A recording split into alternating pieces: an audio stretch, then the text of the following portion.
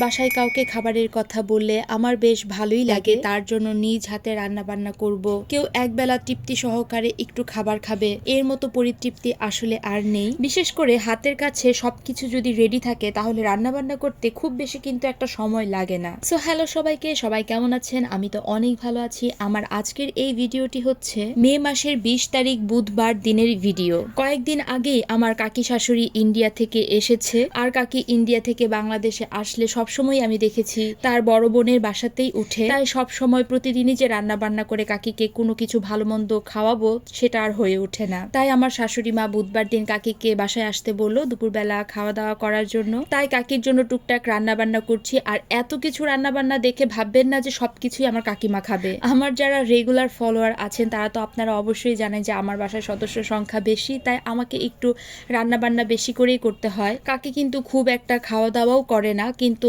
আমার তো রান্না বান্না করতে হবে বাসার সবার জন্যই। বাসায় কোনো কিছু ভালো মন্দ রান্না করলে তো একা একজনের জন্য আসলে করা যায় না, তাই বাসার সবার জন্যই মোটামুটি সবকিছুই রান্না বান্না করছি। আর রান্না বান্না করতে আমার খুব একটা খারাপ লাগে না, কারণ হাতের কাছেই সবকিছু রেডি করা থাকে, বা আমি নিজেও খুবই তাড়াতাড়ি করে হাতেই সব কাজ করে ফেলতে পারি। তাই রান্না বান্না করতে সময় লাগে, কষ্টও হয়, কিন্তু খারাপ লাগে না। যত বেশি রান্না বান্না হোক না কেন এখন আর আমি আগের মতো ভয় পাই না। আগে আমি একটু বেশি রান্না বান্না হলেই ভয় পেয়ে যেতাম যে কেমন হবে খাবারের টেস্ট, আমি কি পারবো কিনা, সময় মতো রান্না বান্না করতে পারবো কিনা। এখন আস্তে আস্তে রান্না বান্না করতে করতে আমি একটু অভ্যস্তই হয়ে গিয়েছি। আর বাসায় কেউ এসে আমার হাতের রান্না খেলে আমার বেশ ভালোই লাগে, আমি খুবই খুশি হই। কাউকে নিমন্ত্রণ করে খাওয়ানো একটা পুণ্যের ব্যাপার।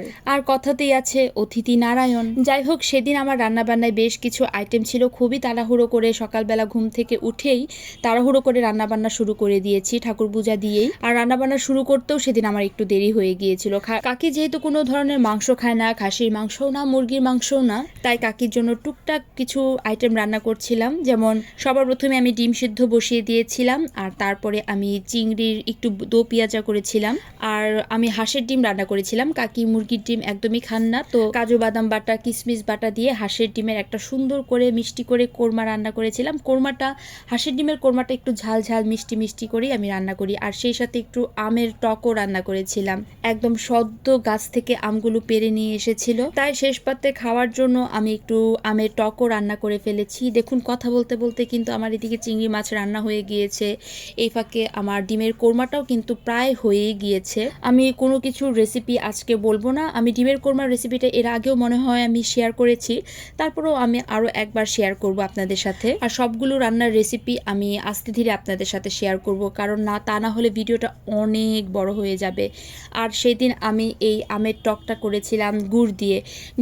আমি কখনো টক খাইনি, তবে সেদিন রান্না করে দেখলাম যে ভালোই লাগে, খুব একটা খারাপ লাগে না। আমি অভ্যস্ত না তো, তাই আমি জানি না কেমন লাগবে।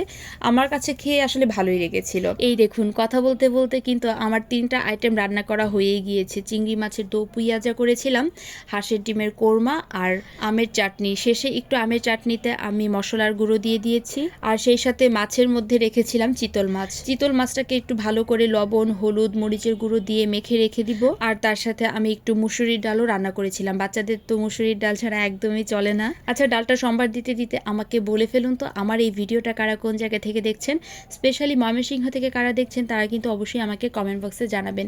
ভিডিওটা ভালো লেগে থাকলে অবশ্যই সবাই লাইক আর কমেন্ট করবেন, আর আমার পেজটাকে লাইক বা ফলো করে দিতে কিন্তু একদম ভুলবেন না। আর যারা ইউটিউব থেকে দেখছেন তারা কিন্তু অবশ্যই আমার ইউটিউবের পেজটা সাবস্ক্রাইব করে দিবেন। এই দেখুন, কথা বলতে বলতে কিন্তু মাছগুলো আমার ভাজা হয়ে গিয়েছে। আমি কোনো মাছের রেসিপি বলবো না, আমি অন্য কোনো একদিন মাছের রেসিপিটা আপনাদের সাথে শেয়ার করে দিব। তো যেভাবে মাছ রান্না করে চিতল মাছ আমি সেভাবেই করছি। একটু আলু গরম মশলা দিয়ে রান্না করব, আর একটু টমেটো বাটা দেব, তাহলে মাছের টেস্টটা খুব ভালো হয়। ইদানিং আমি একদমই ভিডিও আপলোড করতে পারি না, একেবারে সময় মনে হয় হাতে আরও কমে গিয়েছে। ফোনের গ্যালারিতে অনেকগুলো ভিডিও পড়ে রয়েছে, কিন্তু এডিট করার জন্য আসলে আমার আর ভিডিওগুলো আপলোড করা হয় না। এই বাচ্চাদেরকে নিয়ে সারাদিনই দৌড়াদৌড়ি পারতে হয়, পড়াশোনা করাতে হয়, খাবার খাওয়াতে হয়, সারাদিনই একটার পর একটা কাজ লেগেই আছে। তাই আমি মোবাইলে বা ভিডিওতে খুবই কম সময় দিই, বা এডিট করতে আসলে আমার সময় লাগে, আপলোড করতে তো খুব বেশি সময় লাগে না। এই যে আমি এখন যে ভয়েস ওভার দিচ্ছি তাও মনে হয় আমার কাছে একটু কষ্ট লাগছে। বাচ্চাদেরকে রেখে তারপরে আমাকে ভিডিও এডিট করে ভয়েস ওভার দিতে হচ্ছে। যাই হোক, এগুলো হচ্ছে অন্য টপিক, কারণ আমার সংসারের সব কাজ সামলিয়ে রেখে তারপরে হচ্ছে আমার এই পেজটা বা ফোনের জগৎ জগৎ, কারণ ফার্স্ট প্রায়োরিটি হচ্ছে আমার বাচ্চারা আর আমার সংসার। কথা বলতে বলতে কিন্তু আমার এদিকে চিতল মাছটাও রান্না করা হয়ে গিয়েছে। আর আমি সেদিন রান্না করেছিলাম একটু বেগুন ভাজি, চিংড়ি মাছ ভুনা, ডিমের কোরমা, আমের চাটনি, সেই সাথে একটু ইলিশ মাছের তেল ভাজাও রেখেছিলাম, আর পাতলা মসুরির ডাল, চিতল মাছের তরকারি। ব্যাস এগুলোই রান্না বান্না করেছিলাম। এগুলো কাকি ভাত দিয়ে খাবে। তো আজকের এই ভিডিওটা কিন্তু আবার এই পর্যন্তই। দেখা হবে আপনাদের সাথে আবার পরবর্তী একটা ভিডিওতে। তো আজকের মতো এখানেই, সবাই ভালো থাকবেন। So tata.